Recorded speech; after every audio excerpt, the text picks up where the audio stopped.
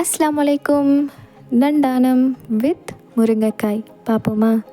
நண்டு எடுத்துக்கோங்க, 3 முருங்கைக்காய், 2 தக்காளி,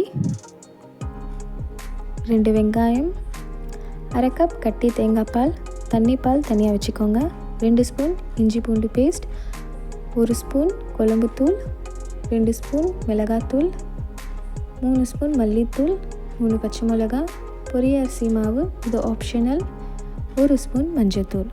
ஒரு கடாயில் 4 ஸ்பூன் எண்ணெய் போட்டுட்டு வெங்காயம் தக்காளி ஆட் பண்ணிக்கோங்க, 2 கிராம்பு போட்டுக்கோங்க, பச்சை மிளகாய் ஆட் பண்ணிக்கோங்க, இதுக்கு தேவையான சால்ட் ஆட் பண்ணிக்கோங்க, 1 ஸ்பூன் ஆட் பண்ணியிருக்கோம். அதுக்கப்புறம் இஞ்சி பூண்டு பேஸ்ட், மஞ்சள்தூள், குழம்புத்தூள், மிளகாத்தூள் இதெல்லாம் போட்டு நல்லா மிக்ஸ் பண்ணிக்கோங்க. இதில் நண்டு ஆட் பண்ணிக்கோங்க. நாங்கள் கொஞ்சம் நண்டு தான் இதில் சேர்த்துருக்கோம். ஆட் பண்ணிவிட்டு மல்லித்தூள் மட்டும் தேங்காய் தண்ணி பாலில் ஆட் பண்ணி நல்லா மிக்ஸ் பண்ணிக்கோங்க. மிக்ஸ் பண்ண பிறகு இதில் ஆட் பண்ணிக்கலாம்.